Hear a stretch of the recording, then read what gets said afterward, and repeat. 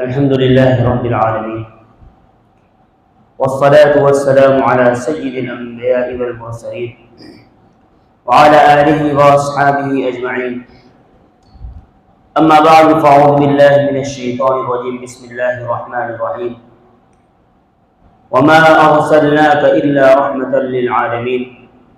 وقال الله تبارك وتعالى إنا أرسلناك شاهدا ومبشرا ونذيرا وداعيا إلى الله بإذنه وسراجا منيرا. صدق اللہ العظیم. میرے محترم دوست اور بزرگوں، کچھ ہی دنوں بعد اب سفر کا مہینہ پورا ہو کر ربیع الاول کا مہینہ شروع ہونے جا رہا ہے.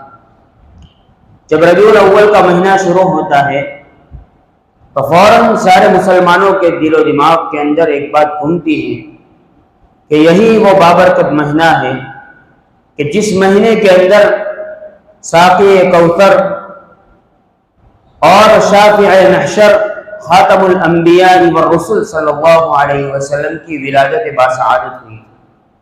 یعنی اسی مہینے کے اندر اللہ کے نبی صلی اللہ علیہ وسلم کی پیدائش ہوئی تھی.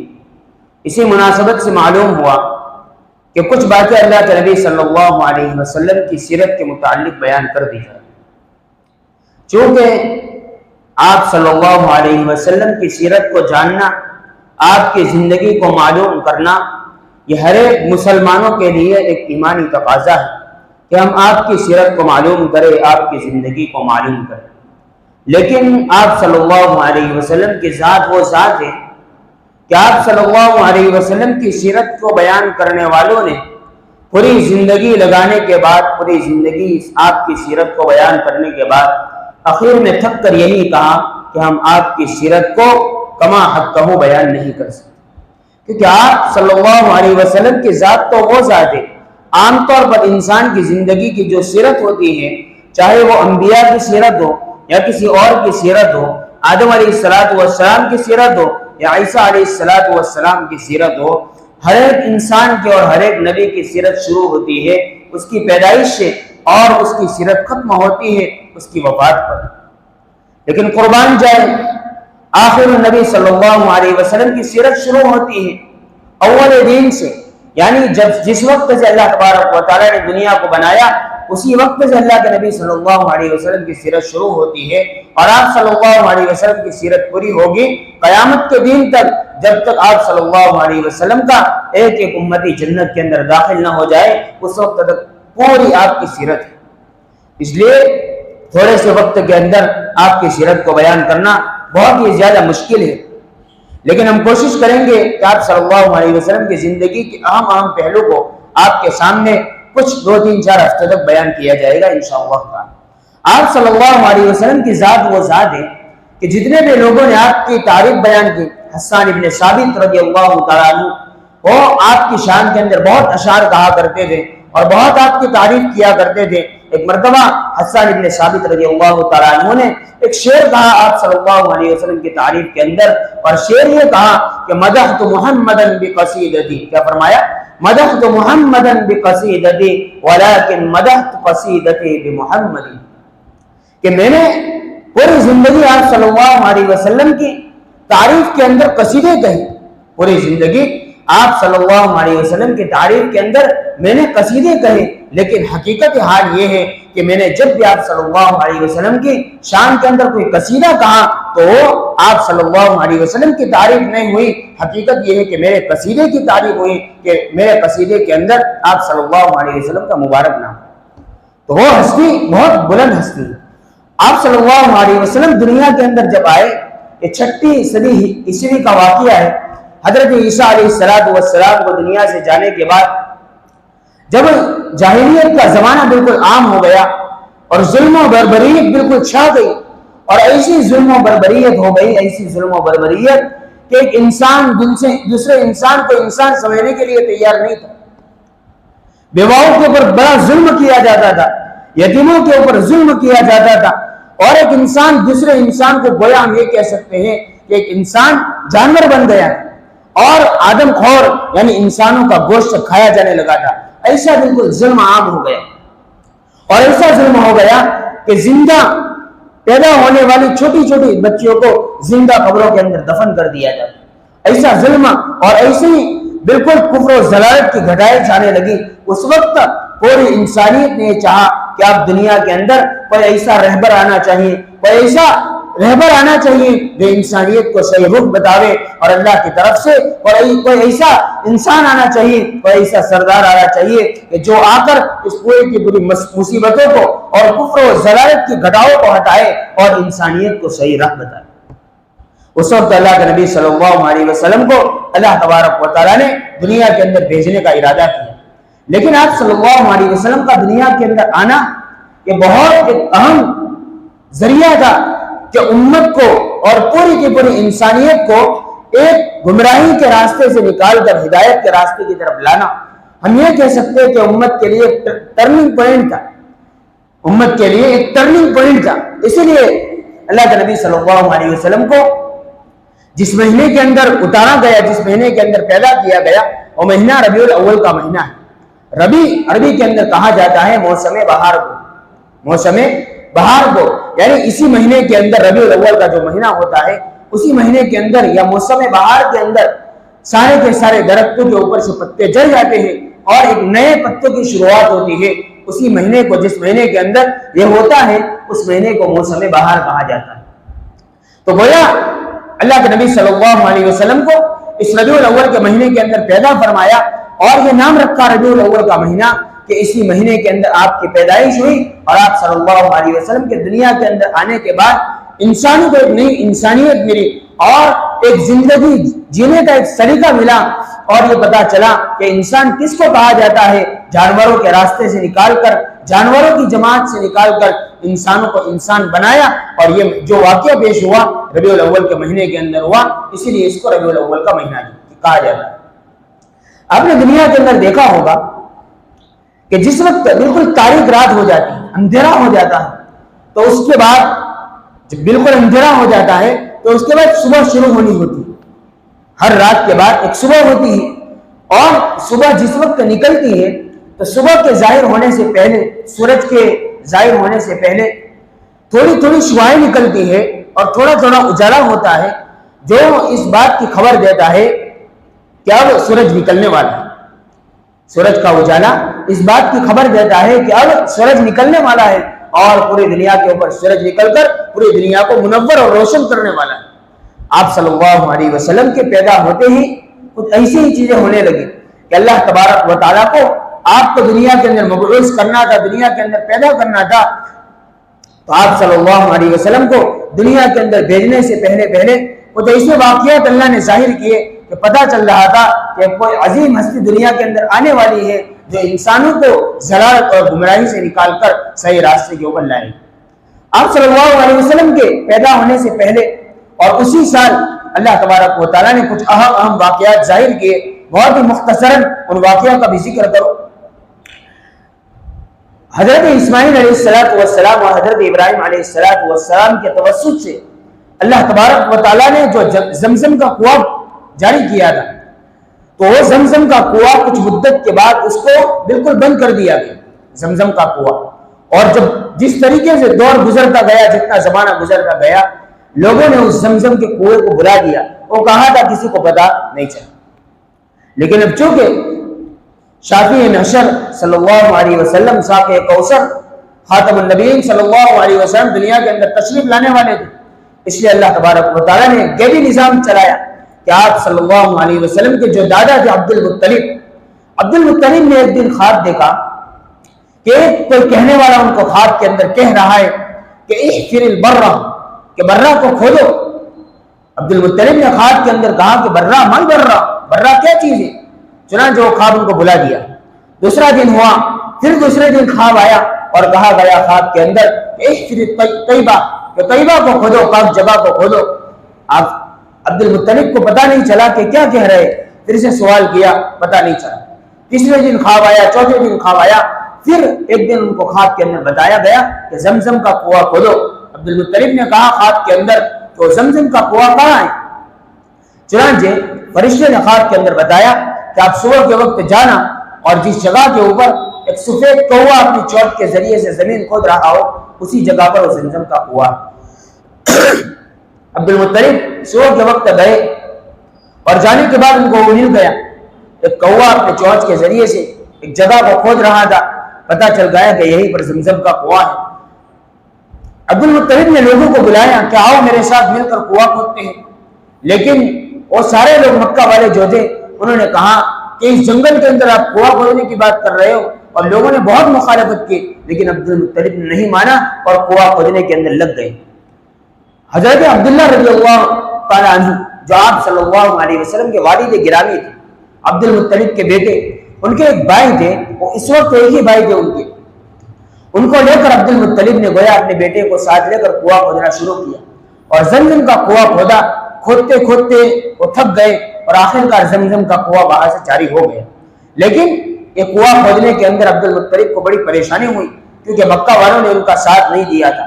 اس لیے عبد المطلب نے سوچا کہ نظر مانی انہوں نے کہ اگر میرے 10 بیٹے ہو تو میں ان میں سے ایک کو اللہ کے نام کے اوپر ذبح کروں۔ کیا کہا کہ اگر میرے 10 بیٹے ہوں تو میں ان میں سے ایک کو اللہ کے نام کے اوپر ذبح کروں گا۔ اللہ تبارک و تعالیٰ کا کرنا ایسا ہی ہوا کہ اللہ نے عبد المطلب کو 10 دے دی، اور ان میں سب سے چھوٹے بیٹے جو تھے وہ اللہ کے نبی صلی اللہ علیہ وسلم کے والد گرامی حضرت عبداللہ تھے، اور عبداللہ سے عبد المطلب کو بڑی محبت تھی، بڑا پیار کرتے تھے، بڑے خوبصورت دکھتے تھے، اور پورے خاندان والے، پورے گھرانے والے اللہ کے نبی صلی اللہ علیہ وسلم کے والد سے بڑی محبت کرتے تھے۔ چنانچہ 10 بیٹے جب پیدا ہو گئے، ایک دن عبد المطلب خانہ کعبہ کے اندر آرام فرما رہے تھے، خواب کے اندر آ کر کسی نے کہا کہ جاؤ آپ اپنی نظر کو پورا کرو کہ اللہ نے آپ کو 10 اولاد عطا کی ہے، 10 بیٹے عطا کیے۔ عبد المطلب اٹھے اور سارے کے سارے لوگوں کو بلایا، اور بلانے کے بعد کہا کہ میں نے اس طریقے سے نظر مانی تھی، مجھے اللہ کے نام کے اوپر تم میں سے ایک کو قربان کرنا پڑے گا۔ چنانچہ سارے بیٹوں نے ایک زبان ہو کر کہا کہ اوفی بنظرک فافعل ما شئت، کہ آپ اپنی نظر کو پورا کیجئے اور آپ جس کو ذبح کرنا چاہے اور جس کو اللہ کے نام کے اوپر قربان کرنا چاہے کر سکتے۔ ہمارا حال کیا ہے کہ جب اللہ کے راستے کے اندر قربانی دینے کی بات آتی ہے تو ہم پیچھے ہٹتے اور اپنے بھائیوں کو، اپنے گھر والوں کو آگے کر دیں۔ نہیں، ان میں سے ہر ایک نے کہا کہ اوفی بنظرک وافعل ما شئت، کہ اپنی نظر کو پورا کرو اور جو چاہے آپ کر سکتے ہیں کر لو۔ چنانچہ عبد المطلب نے وہ قرآن اندازی کی، اس میں سے حضرت عبداللہ کا نام نکل آیا۔ جب حضرت عبداللہ کا نام نکلا اور ان کو لے کر ذبح کرنے کے لیے لے گئے تو بہنوں نے بہت اصرار کیا، حضرت عبداللہ کی بہنوں نے، کہ آپ ایک کام کیجئے، اس وقت اس زمانے کے اندر اگر کوئی شخص کسی کو جان بوجھ کر قتل کر دیتا ہے تو اس کی دیت یہ 10 اونٹ تھی، یعنی 10 اونٹ دے دو یا تو پھر اس کو قربان کیا جاتا تھا۔ چنانچہ عبداللہ کی بہنوں نے رائے دی عبد المطلب کو کہ آپ 10 اونٹوں کو ذبح کر دو عبداللہ کے بدلے میں۔ چنانچہ حضرت عبد المطلب نے کیا کیا کہ پرچے کے اندر 10 اونٹوں کا نام لکھا اور دوسری پرچے کے اندر عبداللہ کا نام لکھا اور قرآن اندازی کی گئی، پھر سے عبداللہ کا نام نکل آیا۔ چنانچہ انہوں نے 20 اونٹ لکھے ایک پرچے کے اندر، اس طریقے سے بڑھاتے گئے، ہر بار عبداللہ کا نام آتا تھا۔ جب 100 اونٹ پورے ہو گئے تو اس کے بعد اونٹوں کا نام آیا، عبداللہ کا نام نہیں آیا، پھر 100 اونٹوں کو ذبح کر دیا گیا۔ یہ واقعہ یہاں پر ہم ختم کرتے ہیں۔ اللہ کے نبی صلی اللہ علیہ وسلم کہا کرتے تھے کہ انا ابن الذبیحین، کہ میں 2 ذبیحین کا بیٹا ہوں، میں ذبیحین کا بیٹا ہوں، یعنی میرے 2 باپ تھے جو اللہ کے نام کے اوپر ذبح ہوئے، ایک حضرت اسماعیل علیہ السلام اور ایک میرے والد حضرت عبداللہ۔ تو یہ واقعہ پیش آیا اللہ کے نبی صلی اللہ علیہ وسلم کے دنیا کے اندر آنے سے پہلے۔ اور دوسرا واقعہ پیش آیا، آپ نے بہت سنا ہوگا، ابرہا کا واقعہ، مختصر اس کو بھی ذکر کر دے کہ جس وقت اللہ کے نبی صلی اللہ علیہ وسلم دنیا کے اندر آئے اس سے 50 دن پہلے ایک واقعہ پیش آیا۔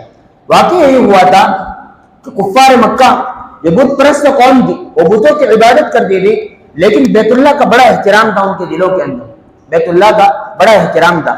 یمن کا گورنر ایک تھا، یمن کا گورنر جس کا نام تھا ابرہا، اس نے یہ سوچا کہ بھائی سارے کے سارے لوگ بیت اللہ جاتے ہیں، حالانکہ بیت اللہ اس وقت زمانے کے اندر جو بنا ہوا تھا بالکل چھوٹی سی تعمیر تھی اور کوئی اچھی تعمیر نہیں تھی کہ لوگ اس کی طرف متوجہ ہوں، لیکن چونکہ اللہ کا گھر تھا اس لیے لوگ اس کی طرف جاتے تھے۔ ابرہا نے یہ سوچا کہ لوگ اس کی طرف نہ جائے اور میرے شہر کی طرف آئے، اس نے ایک کلیسا بنایا اور ایک گرجا گھر بنایا اپنے وہاں، اور بڑا عالی شان۔ اب کسی شخص نے شرارت کی کہ اس کے گرجا گھر کے اندر جا کر کسی نے پاخانہ کر دیا۔ ابرہا کو بڑا غصہ آیا بادشاہ کو کہ میرے بنائے ہوئے گرجا گھر کے اندر لوگوں نے یہ کیا، اس نے یہ سوچ لیا کہ اب میں تو بیت اللہ شریف کو بالکل مسمار اور ڈال دوں گا، اس کو ختم کر دوں گا۔ یہ سوچ کر اس نے ایک بڑا لشکر لیا اپنے ساتھ، اور اس میں سے کئی لوگ تو ایسے تھے جو ہاتھیوں کے اوپر سوار تھے۔ جب یہ لشکر لے کر مکہ کے قریب آیا اور آنے کے بعد اس نے مکہ والوں سے کہا، ایک شخص کو بھیجا اور جا کر کہا کہ ہمیں کعبۃ اللہ کو گرانا ہے، گرانے کے لیے آئے ہیں۔ اور آنے سے پہلے اس نے مکہ والوں کے بہت سارے جانوروں کو اپنے قبضے کے اندر لے لیا جو ایک جگہ پر چل رہے تھے۔ اس میں سے 200 اونٹ اللہ کے نبی صلی اللہ علیہ وسلم کے جو دادا تھے عبد المطلب، ان کے 200 اونٹ تھے، اس نے 200 اونٹ بھی لے لیے اپنے ساتھ۔ پھر عبد المطلب چونکہ مکہ کے سردار تھے اس لیے عبد المطلب کو بھیجا گیا، اور جب گئے ہیں ابرہہ کے پاس تو عبد المطلب چونکہ بڑے خوبصورت تھے، اللہ نے ان کے چہرے کے اندر غروب رکھا تھا۔ جس وقت بادشاہ کے سامنے گئے، بادشاہ ہکا بکا رہ گیا، اور بادشاہ نے گوارا نہیں کیا کہ اپنے تخت کے اوپر ان کو بٹھائے، لیکن احترام کے اندر اس نے اتنا کیا کہ وہ خود تخت سے اٹھ کر زمین کے اوپر آ کر عبد المطلب کے ساتھ بیٹھ گئے۔ بات چلی دونوں کے درمیان۔ اب بات کرتے کرتے عبد المطلب نے یہ کہا کہ او بادشاہ، میرے جو 200 اونٹ لیے 200 اونٹ واپس کرو۔ بادشاہ حیران ہو گئے کہ میں تو یہ سوچ رہا تھا کہ آپ تو متولی ہیں کعبہ کے، اور آپ تو کعبہ کے بارے میں بات کرنے آئے ہوں گے، اور آپ تو اپنے اونٹوں کی پڑی ہیں، آپ کعبہ کی کوئی بات نہیں کر رہے۔ عبد المطلب نے کہا کہ انا رب الابل، کہ میں تو اونٹوں کا مالک ہوں، کعبۃ اللہ کا مالک تو کوئی اور ہے، مجھے تو اپنے اونٹوں کی حفاظت کرنی ہے، کعبہ کا مالک خود اس کی حفاظت کرے گا۔ چنانچہ آسمان اونٹیں لے کر چلے گئے۔ واقعہ بہت لمبا ہے۔ اللہ تبارک و تعالیٰ نے غیبی نظام چلایا کہ آسمان کے اوپر سے ایک پرندے ابابیل کی شکل میں نازل ہوئے، اور ان میں سے جو پورا لشکر آیا تھا ابرہہ لے کر، ان کے چونچوں کے اندر وہ پرندے ایک ایک کنکری لے کر آئے اور ابرہہ کے لشکر کے اوپر پھینکے۔ جس کے اوپر پڑتے تھے، ہاتھی کے اوپر پڑتی تھی تو ہاتھی کو پورا چیر دیتی تھی، اور جس شخص کے اوپر پڑتی تھی اس کو پورا چیر دیتی تھی۔ تو یہ دونوں واقعے اللہ کے نبی صلی اللہ علیہ وسلم کے دنیا کے اندر آنے سے پہلے پیش آئے۔ اللہ کے نبی صلی اللہ علیہ وسلم کی ذات وہ ایسی ذات ہے کہ حضرت قاسم العلوم والخیرات مولانا قاسم صاحب نانوتوی رحمۃ اللہ علیہ فرمایا کرتے تھے کہ اللہ کے نبی صلی اللہ علیہ وسلم کو تمام کے تمام انبیاء کا منبع بنایا تھا اللہ تبارک و تعالیٰ نے۔ یعنی آپ کی ذات اللہ تبارک و تعالیٰ نے ہر ایک انبیاء کو الگ الگ چیزیں عطا فرمائی تھی، لیکن آپ صلی اللہ علیہ وسلم کی ذات وہ ذات تھی کہ اللہ تبارک و تعالیٰ نے سارے انبیاء کی خصوصیات کو اور ساری انبیاء کی چیزوں کو اللہ تبارک و تعالیٰ نے حضرت محمد رسول اللہ صلی اللہ علیہ وسلم کے اندر جمع کر دی۔ مولانا قاسم صاحب نانوتوی رحمۃ اللہ علیہ ایک شعر کہا کرتے تھے، اور شعر یہ کہتے تھے کہ حسن یوسف دم عیسیٰ ید بیضا داری، کیا فرماتے تھے؟ حسن یوسف دم عیسیٰ ید بیضا داری، آچے ہما دارن تو تنہا داری۔ یعنی اللہ تبارک و تعالیٰ نے حضرت یوسف علیہ السلام کو خوبصورتی اور حسن عطا کیا تھا۔ حضرت عیسیٰ علیہ السلام کو اللہ تبارک و تعالیٰ نے معجزہ عطا کیا تھا، اور ایسا معجزہ عطا کیا تھا کہ کسی کے اوپر، کسی کوڑی شخص کے اوپر ہاتھ پھیر دیتے تو اچھا ہو جاتا تھا، بیمار کے اوپر ہاتھ لگا دیتے تو اچھا ہو جاتا تھا۔ ایسے ایسے معجزات دیے تھے، اور حضرت موسیٰ علیہ السلام کو معجزہ دیا تھا کہ اپنے ہاتھ کو اپنے بغل کے اندر رکھا تھا، ان کا ہاتھ بالکل سفید ہو گیا تھا۔ اور ہر ایک نبی کو الگ الگ معجزے دیے۔ مولانا قاسم صاحب فرماتے تھے کہ تمام کے تمام انبیاء کے جو معجزات تھے اللہ تبارک و تعالیٰ نے سارے معجزات کو ایک آپ کی ذات کے اندر جمع کر دیا، یعنی آپ کی ذات وہ ذات تھی۔ حضرت یوسف علیہ السلام کے بارے میں آتا ہے کہ جس وقت وہ شاید مصر کی بیوی، بادشاہ کی جو بیوی تھی، وہ حضرت یوسف علیہ السلام کے حسن کو دیکھ کر ان کو اپنی طرف مائل کرنا چاہا تھا۔ مائل کرنے کے بعد جب شہر کے اندر پتہ چلا لوگوں کو، تو شہر کی جو عورتیں تھیں انہوں نے یہ سوچا، تانا دیا بادشاہ کی بیوی کو کہ آپ بادشاہ کی بیوی ہو کر ایک خادم اور ایک غلام کے پیچھے پڑ گئی۔ چنانچہ وہ بادشاہ کی بیوی نے کہا کہ آپ کیا بات کرتی ہو، اس کے حسن کو آپ نے نہیں دیکھا؟ یہ کہہ کر ساری کی ساری عورتیں جو تانا دینے والی عورتیں تھیں ان کو ایک طرف بٹھایا، ان کے ہاتھ میں ایک سیف دیا اور ایک چھری دے دی، جس کا ذکر قرآن کریم کے اندر ہے۔ پھر یوسف علیہ السلام کو سامنے سے چلایا۔ جب یوسف علیہ السلام ان عورتوں کے سامنے سے گزرے تو ان کے حسن کو دیکھ کر عورتیں یہ بھول گئی کہ ہم کو سیف کاٹنا ہے، سیف کاٹنے کے بجائے اپنے ہاتھ کو کاٹ دیا۔ یوسف علیہ السلام کے زمانے کے اندر اور قرآن کریم کے اندر یہ واقعہ بالکل بیان کیا گیا کہ انہوں نے اپنے سیف کو کاٹنے کے بجائے، فل کو کاٹنے کے بجائے یوسف کے حسن کو دیکھ کر اپنا ہاتھ کاٹ دیا۔ عائشہ صدیقہ رضی اللہ تعالیٰ عنہ فرماتی ہیں کہ انہوں نے یوسف علیہ السلام کے زمانے کے اندر مصر کی عورتوں نے یوسف کے حسن کو دیکھ کر سیب کے بجائے ہاتھ کاٹ دیا. لوگوں کو یہ تو یاد رہا، لیکن لوگوں کو یاد یہ، اور ان عورتوں نے جو ہاتھ کاٹا تھا وہ یوسف علیہ السلام کے حسن کو دیکھ کر انہوں نے اپنے ہوش کو، اپنے ہوش و حواس کو کھو دیا، اپنے ہوش و حواس کو انہوں نے کھو دیا. اور جب ہوش نہیں رہا تو پتہ نہیں چلا کہ ہمیں سیب کاٹنا ہے یا ہاتھ کاٹنا ہے. لیکن اللہ کے نبی صلی اللہ علیہ وسلم کی ذات کے اوپر قربان جائے کہ اللہ کے نبی صلی اللہ علیہ وسلم کو جن صحابہ نے دیکھا اور صحابہ نے دیکھ کر اپنے ہوش کو کھویا نہیں ہے، صحابہ نے دیکھ کر آپ صلی اللہ علیہ وسلم کو دیکھ کر اپنے ہوش کو سنبھالا، اور سنبھالتے ہوئے انہوں نے ہاتھ کو نہیں کاٹا، بلکہ آپ صلی اللہ علیہ وسلم کے صدقے کے اندر انہوں نے اپنی گردنوں کو میدان جنگ کے اندر کاٹا. انہوں نے تو ہوش کو کھو کر ہاتھ کاٹا تھا، یہاں پر ہوش کو سنبھال کر گردنیں کٹوائی. اور کیسی کٹوائی کہ گردنیں کٹ رہی ہے اور کاٹتے کاٹتے زندگی سے جاتے جاتے یہ کہہ رہے کہ فزت ورب الکعبہ، یعنی ہوش و حواس کے اندر اللہ کے نبی صلی اللہ علیہ وسلم کی غلامی کے اندر یہ کہہ رہے کہ ہم ناکام نہیں ہوئے، ہم آپ صلی اللہ علیہ وسلم کی غلامی کے اندر ہم لوگ کامیاب ہوئے. آپ صلی اللہ علیہ وسلم کی جس وقت ولادت ہوئی، ولادت کے وقت حضرت آمینہ آپ کی جو والدہ تھی، انہوں نے کہا کہ ہم نے تو آج تک ایسا بیٹا نہیں دیکھا. عبد المطلب نے کہا کہ ہم نے بھی نہیں دیکھا. اور سارے لوگ جو آپ صلی اللہ علیہ وسلم کو دیکھتے تھے، سارے لوگوں نے یہ کہا کہ نہیں، ہم نے آپ جیسا کبھی نہیں دیکھا، کبھی نہیں دیکھا، کبھی نہیں دیکھا. اللہ تبارک و تعالیٰ نے فرمایا کہ آپ نے تو کچھ نے بچوں کو دیکھا ہے، آپ نے تو صرف مکہ کے بچوں کو دیکھا ہے. جبرائیل کو کہا کہ جبرائیل جاؤ، تم نے تو مشرق اور مغرب تک کا سفر کیا ہے، جا دنیا کے اندر دیکھ کے کہ آپ صلی اللہ علیہ وسلم کے جیسا دنیا کے اندر کوئی پیدا ہوا ہے. حضرت جبرائیل علیہ السلام دنیا کے اندر آتے ہیں اور مشرق سے لے کر مغرب تک کا پورا سفر کرتے ہیں، اور سفر کرنے کے بعد جاتے ہیں اور اللہ کے پاس کہتے ہیں کہ اللہ، میں نے پوری دنیا کے اندر آپ صلی اللہ علیہ وسلم کے جیسا کسی کو نہیں دیکھا.